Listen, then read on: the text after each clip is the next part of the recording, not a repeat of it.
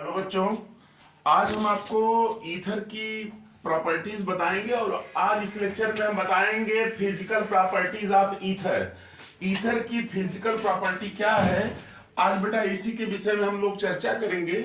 तो आप ध्यान से देखिएगा और आपको समझ में जरूर आएगा। पहली प्रॉपर्टी आपकी है बेटा, देखिए पहली प्रॉपर्टी फिजिकल में है आपका solubility of ether in water. ये पहली प्रॉपर्टी है कि solubility of ether in water. Water में ईथर की क्या सॉलिबिलिटी कैसे क्या होती है, इसकी चर्चा हम आज करेंगे। तो देखिएगा ध्यान से बेटा, इसमें देखिए जैसे इसमें याद रखिए ईथर कंटेनिंग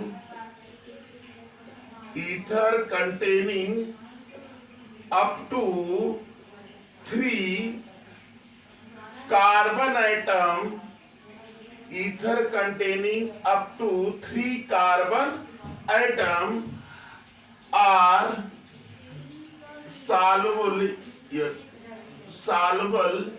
in water। याद रखिएगा ether containing up to 3 carbon atom are soluble in water. जैसे अगर ईथर है उसमें 3 कार्बन है तो वह क्या होगा, सॉल्युबल होगा। याद रखिए क्यों होता है इसका, देखिए रीजन हम आपको बता दे रहे हैं। Ether containing up to 3 carbon atoms are soluble in water. इसमें बेटा देखो जैसे लोअर ईथर की बात हो रही है, देखिए lower ether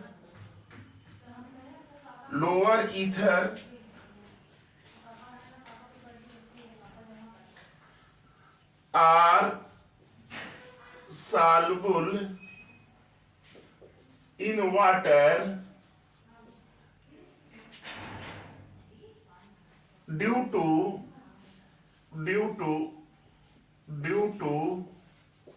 the formation of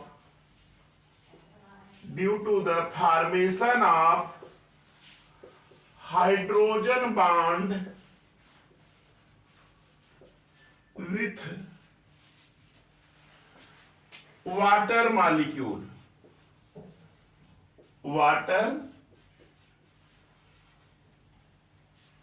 देखिए जो लोअर ईथर होते हैं ये वाटर में सॉल्युबल होते हैं। क्यों सॉल्युबल होते हैं, ये पॉइंट दिमाग में बैठा लीजिएगा। Due to the formation of hydrogen bond with water molecule, यानी जो लोअर ईथर होते हैं ये हाइड्रोजन बॉन्ड बनाते हैं वाटर के साथ। यही कारण है कि ये लोअर वाले क्या होते हैं, सॉल्युबल होते हैं। देख लीजिए, दिखा दे रहे हैं हम आपको।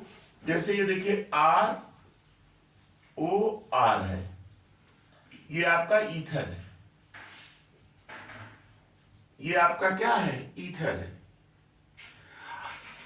अब देखिए ये क्या करेगा, इस हाइड्रोजन बॉन्डिंग होगी इसके साथ। ये वाटर मॉलिक्यूल है, ये देखिए क्या है, ये वाटर है, ये क्या है, वाटर मॉलिक्यूल है ना। और ये लोअर ईथर है।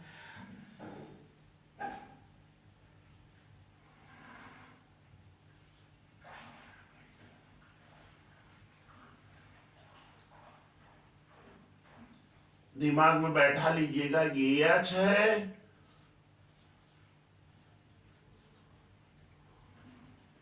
देखिए ये वाटर है, ये वाटर मॉलिक्यूल है, ये लोअर ईथर है। देखिए यहां पे कौन सी बॉन्डिंग हो रही है, इस बॉन्डिंग को बोलते हैं हाइड्रोजन बॉन्डिंग। क्या बोलते हैं, हाइड्रोजन बॉन्डिंग। या हाइड्रोजन बॉन्ड या हाइड्रोजन बॉन्ड दोनों सही है। हाइड्रोजन बॉन्डिंग कर लेता है ईथर का, लोअर ईथर वाटर के साथ। यही कारण है कि लोअर तो सॉल्युबल हो जाते हैं। लेकिन यहां एक सबसे बड़ी चीज देखिए बताने जा रहे, नोट करते चलिएगा।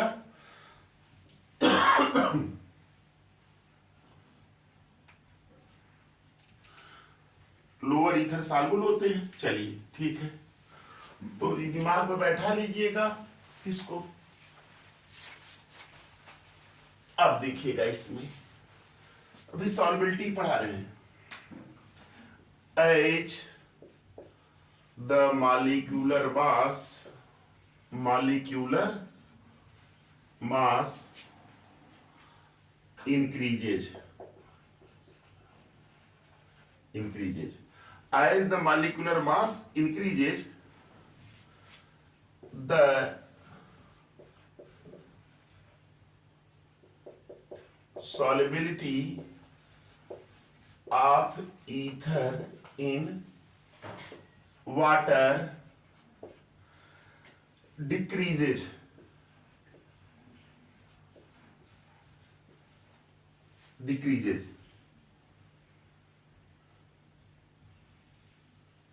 देखो बेटा, जैसे मॉलिक्यूलर मास बढ़ेगा वैसे ईथर की सॉल्युबिलिटी वाटर में क्या होगी, डिक्रीज करेगी। Due to the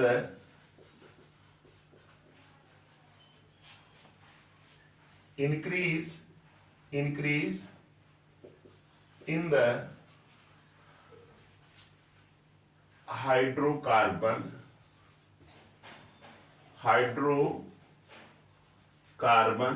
part. याद रखिएगा, देखिए जैसे मॉलिक्यूल, जैसे ऑक्सीजन तो ये है, अब ये आर है और ये आर है, देख रहे हैं ना, ये हाइड्रोकार्बन पार्ट है।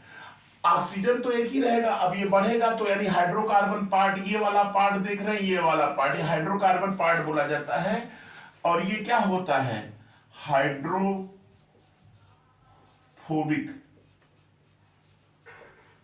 इन नेचर होता है। याद रखिएगा, हाइड्रोफोबिक इन नेचर, हाइड्रोफोबिक होता है, यानी इसका कार्बन की संख्या अगर बढ़ेगी तो ईथर की जो सॉल्युबिलिटी है वाटर में क्या होगी, घटती जाएगी। नोट कर लीजिएगा, ये ऐसे समझ लीजिएगा। अब देखिए, जैसे जो हायर ईथर होते हैं, इसको नोट कर लीजिएगा, हाइड्रोफोबिक होता है, हाइड्रोफोबिक को बोलते हैं वाटर हेटिंग। चलिए अब देखो बेटा, ईथर सॉल्युबल किस में होते हैं, जो हायर ईथर होते हैं, higher ethers are soluble in organic solvent।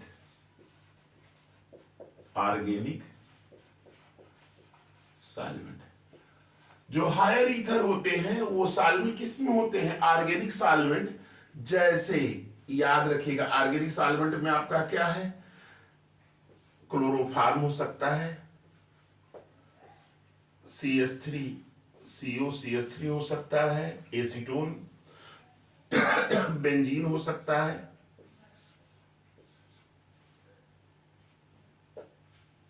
Alcohol हो सकता है, ETC। याद रखिएगा, हायर ईथर जो होते हैं वाटर में सॉल्युबल नहीं होते। क्यों? क्योंकि जैसे जैसे मॉलिक्यूलर मास बढ़ेगा उसमें जो एल्किल ग्रुप यानी जो आपका हाइड्रोकार्बन पार्ट है वो बढ़ता जाएगा, और हाइड्रोकार्बन पार्ट जो होता है वो हाइड्रोफोबिक नेचर का होता है, जिसके कारण हायर ईथर की जो है वाटर में सॉल्युबिलिटी क्या होती है, घट जाती है, नहीं घुलता हायर वाला, लोअर वाला घुलता है क्योंकि हाइड्रोजन बॉन्ड बना लेता है। ये समझ में आ गया होगा आपको। तो चलिए दूसरी प्रॉपर्टी हम बताने जा रहे हैं आपको।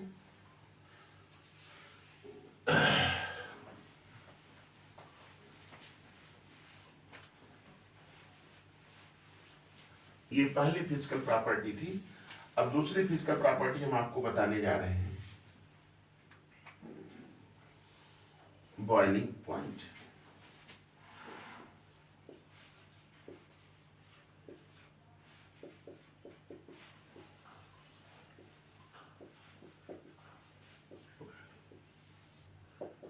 जिसको शार्ट में बीपी कहते हैं।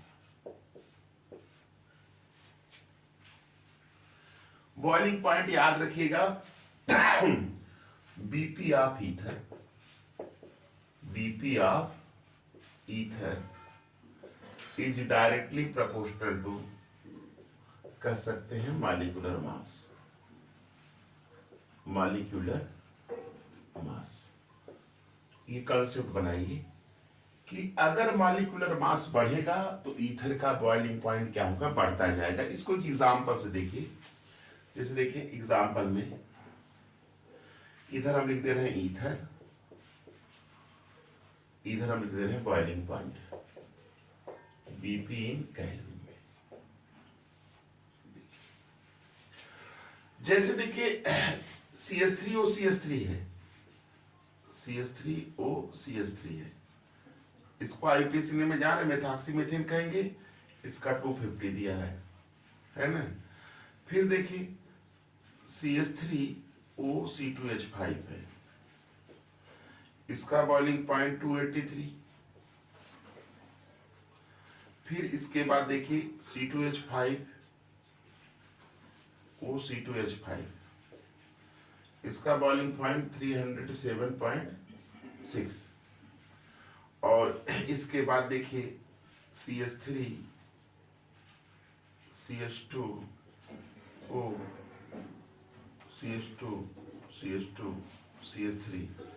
इसका बॉइलिंग पॉइंट 336.6। देख रहे हैं ना।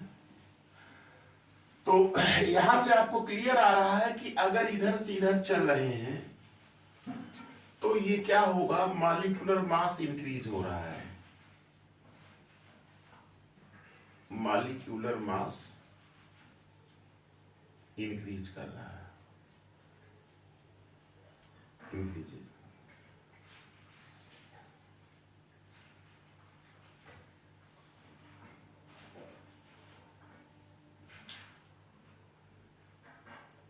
CH3OCH3 इसका 250 है, CH3OC2H5 का 283 है, C2H5OC2H5 307.6 है, C2H5OCH2 देख रहे हैं बेटा।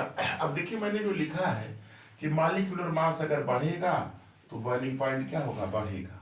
देख रहे हैं ना, ये बढ़ता चला जा रहा है। तो एक रेगुलर इंक्रीज हो रहा है मॉलिक्यूलर मास बढ़ने से। चलिए नोट कर लीजिएगा इसको। अब ऐसा क्यों होता है, आप जानते हैं कि जो ईथर होते हैं उनके बीच में जनरली क्या होता है, van der Waals force of attraction लगता है। कोवेलेंट कंपाउंड के बीच में क्या होते हैं, van der Waals force of attraction होते हैं। तो जैसे अगर कार्बन की संख्या बढ़ती जाएगी, है कि नहीं, तो magnitude of van der Waals force क्या होगा, इंक्रीज करेगा। इसी के कारण से इनका क्या होता है, एक तरह से देखा जाए रीजन तो यही है, लेकिन किताबों में दिया मॉलिक्यूलर मास इंक्रीज करता है तो बॉइलिंग पॉइंट क्या होता है, ईथर का इंक्रीज करता है। देखिए ऊपर से नीचे चल रहे हैं, मॉलिक्यूलर मास बढ़ रहा है तो इसका बॉइलिंग पॉइंट क्या होगा, बढ़ेगा। नोट कर लीजिएगा। अब ये पॉइंट नंबर 1 है, ए पॉइंट इसमें बॉइलिंग पॉइंट में। अब दूसरा देखिए बता दे रहे हैं आप, ईथर के बीच में जैसे दिमाग में तो सबके आ जाना चाहिए कि जो कोवेलेंट मॉलिक्यूल होते हैं उनके बीच में कौन सा फोर्स लगता है, van der Waals force of attraction. और जो आयनिक कंपाउंड होते हैं उनके बीच में कौन सा फोर्स लगता है, इलेक्ट्रोस्टैटिक फोर्स ऑफ अट्रैक्शन। तो ये दिमाग में बैठा है, रहिए कॉन्सेप्ट अपना बताइए। जब फोर्स बढ़ेगा, भाई मॉलिक्यूलर मास बढ़ रहा है तो फोर्स क्या होगा, इंक्रीज करेगा। जब फोर्स बढ़ता है इनमें इलेक्ट्रोस्टैटिक फोर्स ऑफ अट्रैक्शन नहीं होगा, क्योंकि ये कोवेलेंट है। ये कैसे कंपाउंड है, सब कोवेलेंट कंपाउंड है। तो जैसे जैसे देखिए मॉलिक्यूलर मास इनका बढ़ रहा है तो वैसे वैसे ईथर का बॉइलिंग पॉइंट भी क्या हो रहा है, बढ़ रहा है। देख रहे हैं ना, लिख दिया मॉलिक्यूलर मास जैसे जैसे ग्रेजुअली इंक्रीज कर रहा है। देखिए यहाँ CH3 था 250 था, यहाँ देखिए CH3C2H5, एक CH2 बढ़ा 283 हो गया। फिर C2H5 इधर भी CH2 बढ़ा, इधर भी CH2 बढ़ा तो देखिए 307 हो गया। फिर इसी तरह देखिए इधर C2H5 है, वो CH2 देखिए बढ़ गया, 336.6 है। तो मॉलिक्यूलर मास इसका क्या हो रहा है, बढ़ रहा है। तो मालिक बढ़ रहा है तो जाहिर है कि इनके बीच में अट्रैक्शन फोर्स जो है क्या होगा, बढ़ेगा, तो इसका बॉइलिंग पॉइंट क्या होगा, बढ़ जाएगा। तो ये दिमाग में बैठा लीजिए कि मॉलिक्यूलर मास अगर इंक्रीज करता है तो बॉइलिंग पॉइंट क्या होता है, ईथर का इंक्रीज करता है। अब इसमें देखिए बी पार्ट बता रहे हैं। ये पहली प्रॉपर्टी थी, फिर बॉइलिंग पॉइंट। अब देखिए एग्जांपल से समझा दे रहे हैं तो समझ में आ जाएगा आपको। अब देखिए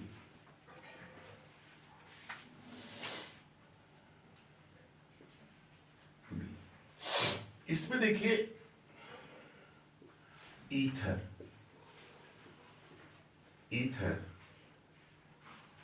ethers have much lower boiling point than isomeric. Ethers have much lower boiling point than isomeric alcohol.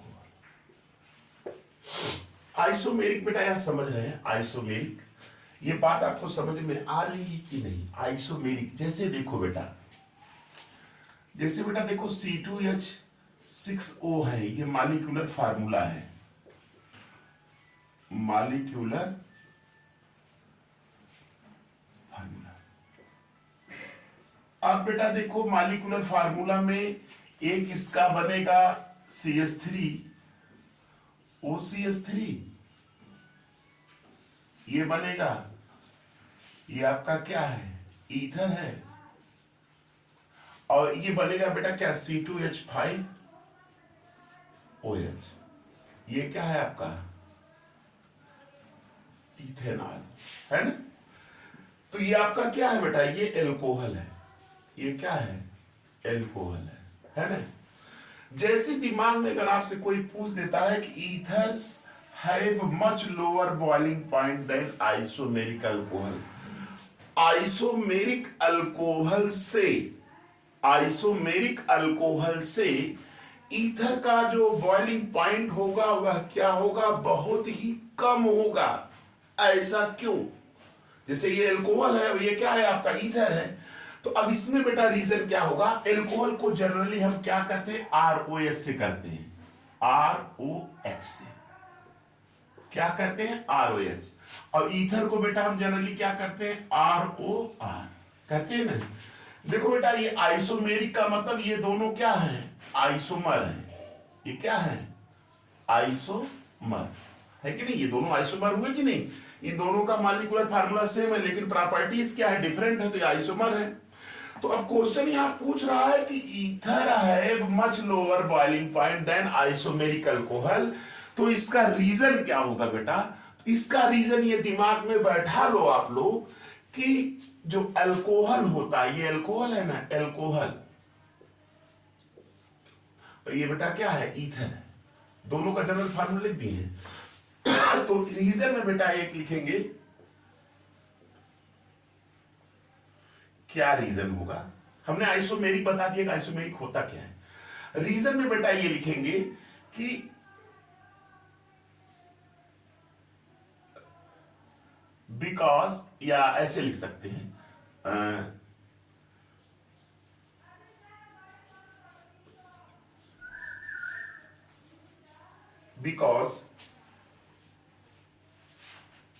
Because in isomeric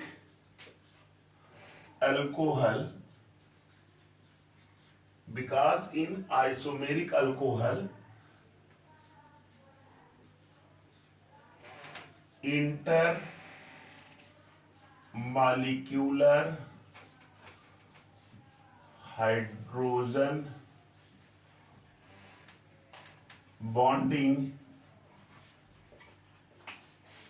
takes place। याद रखिएगा बेटा, आइसोमेरिक अल्कोहल में इंटरमॉलिक्यूलर हाइड्रोजन बॉन्डिंग होती है जो कि ईथर में नहीं पाई जाती। यही कारण है कि जो ईथर का बॉइलिंग पॉइंट मच लोअर होता है। देखिए इंटरमॉलिक्यूलर हाइड्रोजन बॉन्डिंग बेटा हम बना के दिखा दे रहे हैं। जैसे अल्कोहल में जनरल लिखा है, ROH ले रहे हैं, ये अच्छा।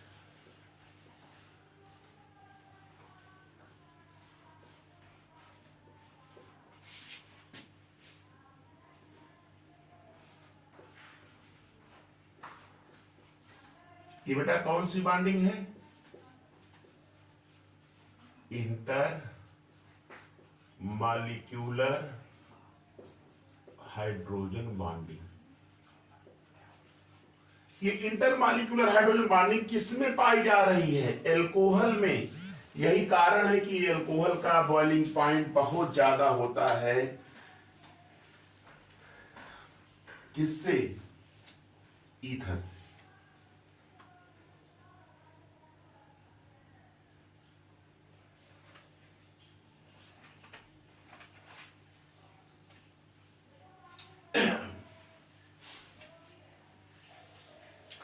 ये देखिए बी क्वेश्चन बहुत इंपॉर्टेंट है बेटा, ये पूछ सकता है आपके बोर्ड में कि explain why isomeric ether have lower boiling point than isomeric alcohol.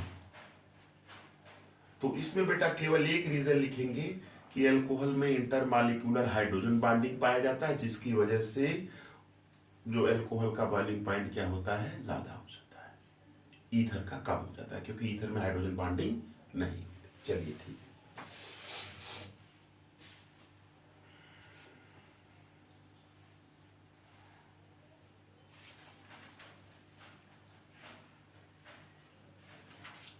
अब ये बॉइलिंग पॉइंट में बी था, एक सी वाला भी बता दे रहे हैं बेटा, बहुत इंपॉर्टेंट चीज है। अभी बॉइलिंग पॉइंट ही हम बता रहे हैं, क्वेश्चन जहां जहां से पूछेगा मैं सब बता दे रहा हूं। आपके बोर्ड में कॉन्सेप्चुअल क्वेश्चन आते हैं, और मैंने कहा है कि मैं बोर्ड ओरिएंटेड ही पढ़ा रहा हूं, जो क्वेश्चंस आ सकते हैं। अब जैसे देखो सी पॉइंट में boiling point of ether and alkane, alkane का और ईथर का बॉइलिंग पॉइंट की तुलना हम बताने जा रहे हैं। देखो बेटा, यहां हम देखिए एक तरफ एल्केन एल्केन लिख रहे हैं, एल्केन है ना, और इसका बॉइलिंग पॉइंट लिख दे रहे हैं इन केल्विन में, और ईथर और ये बॉइलिंग पॉइंट इन केल्विन में, ये है। तो कुछ एग्जांपल दिख ले रहे हैं, जैसे देखिए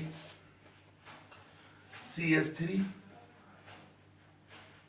या ऐसे देखते हैं, ईथर है ना, इधर ईथर का लिखते हैं CH3 OCH3। ईथर का बॉइलिंग पॉइंट देखिए क्या है, 250 अभी लिखे थे। दूसरा ईथर है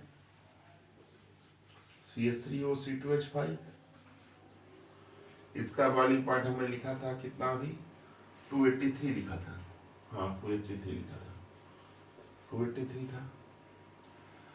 अब इसका बॉइलिंग पॉइंट देखिए लिखे थे C2H5 OC2H5, था ना, C2H5 OC2H5, इसका बॉइलिंग पॉइंट लिखे थे 307.6 केल्विन, और इसका लिखे थे C2H5 OCH2CH2CH3, इसका लिखे थे 336.6 केल्विन, है कि नहीं।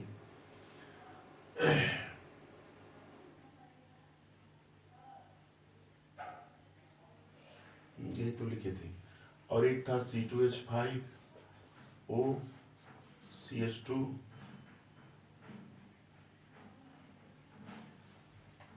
का होल ट्वाइस CH3, इसका 366। ये है बॉइलिंग पॉइंट, याद रखें। रीजन से हम समझा रहे हैं तो क्वेश्चंस इसलिए लिख दे रहे हैं कि आपको जिससे क्वेश्चंस पूछे तो इसी में से आपको कुछ बता लेंगे। जैसे CH3 मिला लीजिएगा, CH3O CH3 का 250, CH3O C2H5 का 283, C2H5O C2H5 307.6, C2H5O CH2 CH3 इसका 336.6, और C2H5O CH2 का होल ट्वाइस CH3 इसका 366 है ना। अब आइए एल्केन का लिखिए, जैसे प्रोपेन माने 3 कार्बन होता है, 231, और ब्यूटेन प्रोपेन के बाद ब्यूटेन आएगा 273, है ना, देखिए कम आ रहा है। अब नीचे देखिए पेंटेन इसका आ रहा है 309.1, हेक्सेन इसका आ रहा है 342, और इसका इसका आ रहा है 371, मिला लीजिएगा। प्रोपेन का 231, ब्यूटेन का 273, पेंटेन का 309.1, एन हेक्सेन का 342। और अब देखो बेटा यहाँ क्वेश्चन उठता है, यहाँ तो देखो इसमें ये ईथर का देखिए 250, ये ज्यादा है यहाँ तक। अब यहाँ इस रीजन में देखिए ये वाला देख रहे हैं ना, ये इनमें देख रहे हैं ना, इनमें देख रहे हैं आप एन पेंटेन जो है, एन पेंटेन का बॉइलिंग पॉइंट ज्यादा है किससे, एथॉक्सी एथिल से। देख रहे हैं ना, इसका 309 है और इसका कितना है 307 है। तो ऐसा क्यों है? 4 कार्बन तक तो ठीक है, अब यहीं पे नीचे गड़बड़ा जा रहा है। देखिए 1 2 2 1 3 था है ना, तो 280 से ज्यादा हो रहा था, अब यहां से गड़बड़ हो जा रहा है 309 और 300। चलिए, तो अब इसमें रीजन क्या है, इसमें वही सिमेट्रिकल नेचर से बताएंगे कैसे होता है, इसको हम लिखा दे रहे हैं।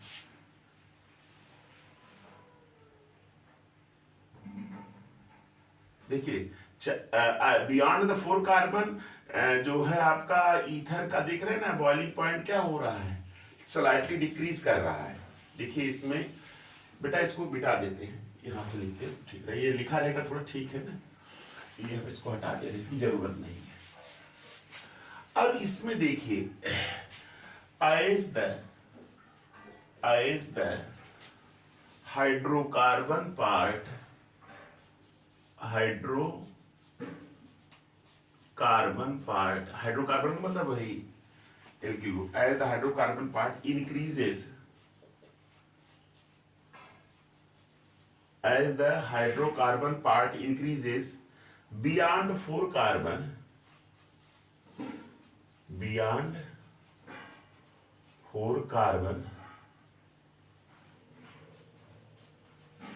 याद रखिएगा, as the hydrocarbon increases beyond the 4 carbon, the boiling point of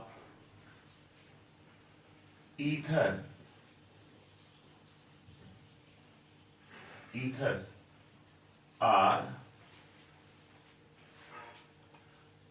even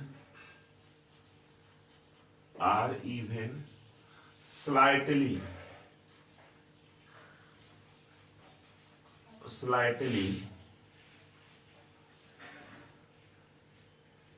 lower than NLK।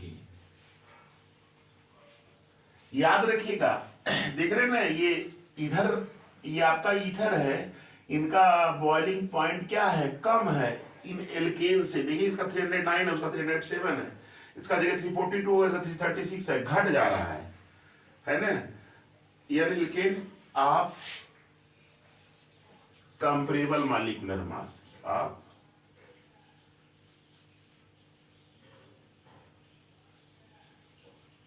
Comparable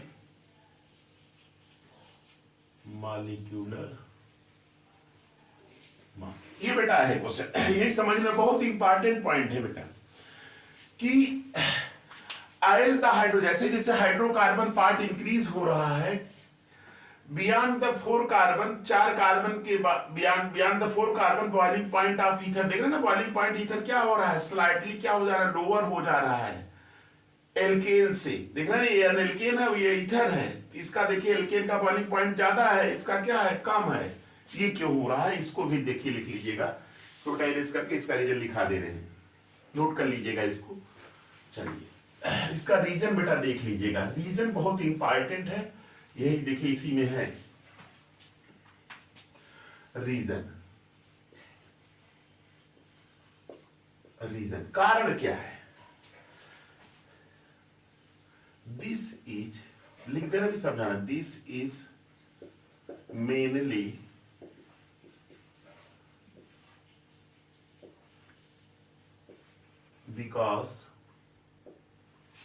because the the presence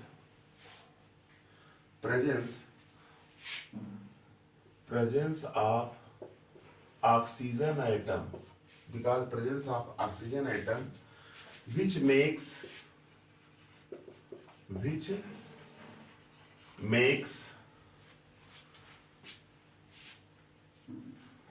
the ether molecule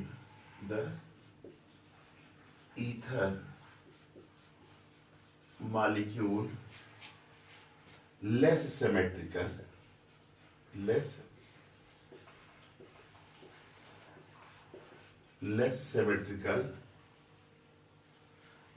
compared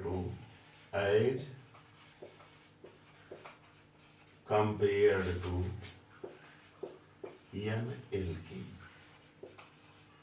as compared to N-alkane having N-alkanes लिखेगा, alkanes having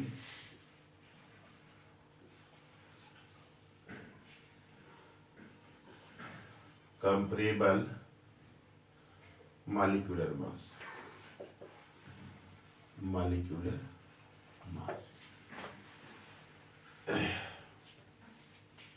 As result,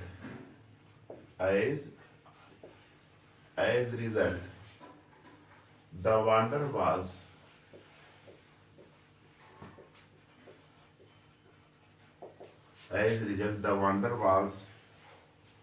forces of attraction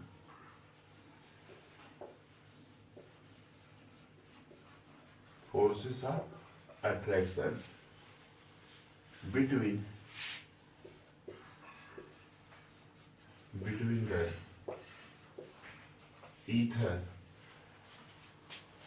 the ether molecules slightly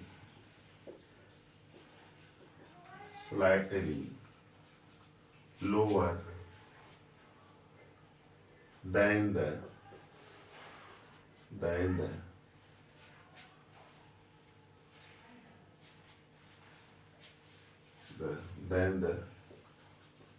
more symmetrical N-alkane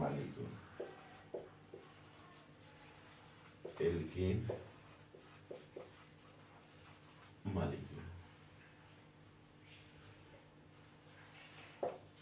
N-alkane molecule having comparable molecular mass.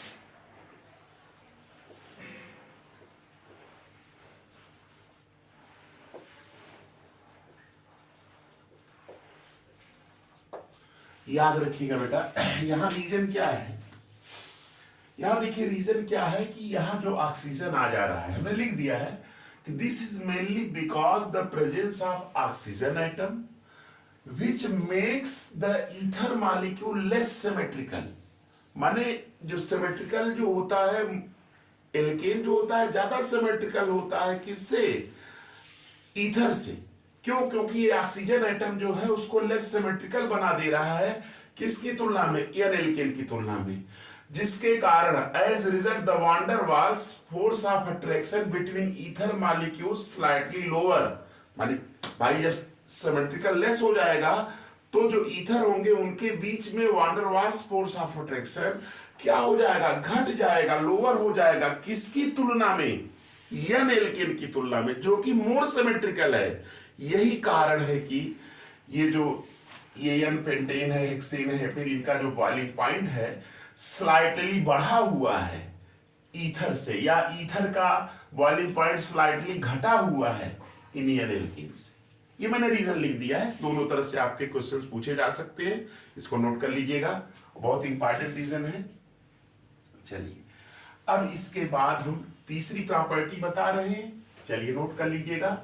ये तो समझ में आ गया ना कि जो oxygen atom होता है ईथर में वो क्या बनाता है, लेस सिमेट्रिकल कर देता है किसको, ईथर को, किसकी तुलना में? यन एल्केन की तुलना में, जिससे van der Waals force of attraction कुछ घट जाता है, कम हो जाता है। किसमें? ईथर में। यही कारण है कि ईथर का जो है बॉइलिंग पॉइंट स्लाइटली लोअर होता है। किसकी तुलना में?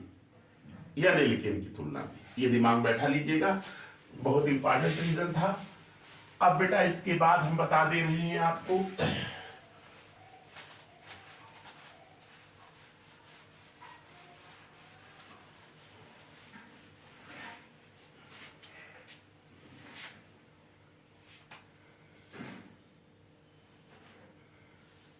तीसरा प्रॉपर्टी है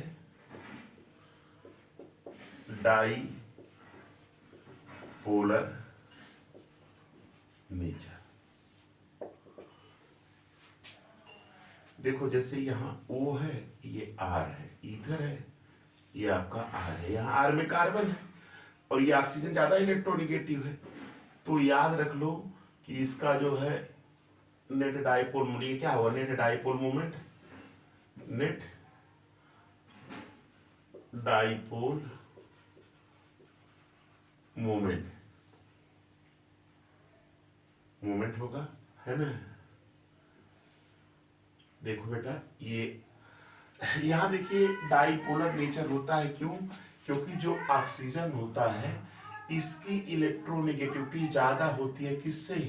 कार्बन से। Oxygen is more electronegative than carbon. Carbon से जो है ऑक्सीजन की इलेक्ट्रोनेगेटिविटी ज्यादा होती है। ये जो एंगल होता है लगभग इतना होता है, 110 डिग्री होता है। तो अब इसमें याद रखिएगा ईथर मॉलिक्यूल क्या होते हैं? डाइपोलर होते हैं। माने लिख दे रहे हैं यहाँ पे dipolar nature of ether. Ether क्या होते हैं? डाइपोलर नेचर होते हैं। क्यों? क्योंकि ऑक्सीजन की इलेक्ट्रोनेगेटिविटी ज्यादा होती है कार्बन से। हम लिख दे रहे हैं रीजन बेटा यहीं पे, बिकॉज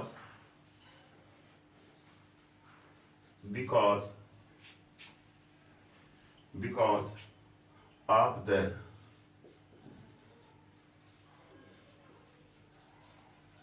greater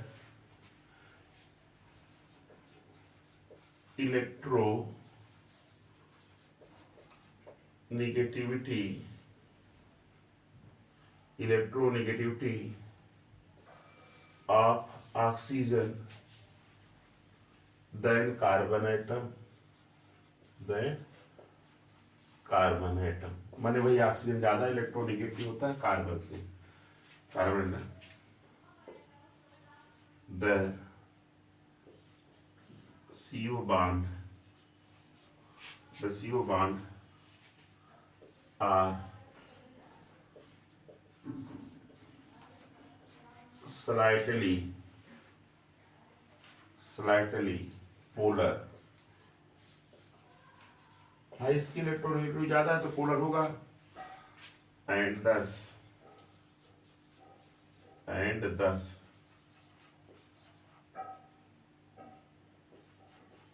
हैवी डाइपोल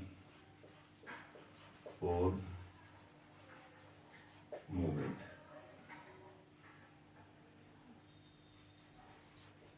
याद रखिएगा बेटा ये डाइपोलर नेचर के होते हैं ईथर। क्यों? क्योंकि ऑक्सीजन जो होता है इसकी इलेक्ट्रोनेगेटिविटी ज्यादा होती है। किससे? कार्बन से। जाहिर है कि पोलर दिखती है ना, because of the greater electronegativity of oxygen than carbon the CO bond are slightly polar and thus have a dipole moment. तो डाइपोल मोमेंट रखेंगे तो जाहिर है कि पोलर नेचर होंगे, और वही इलेक्ट्रोनेगेटिविटी डिफरेंस के कारण ऐसा हो रहा है, ज्यादा इलेक्ट्रोनेगेटिव चाहिए। नोट कर लीजिएगा इधर डाइपोलर होते हैं।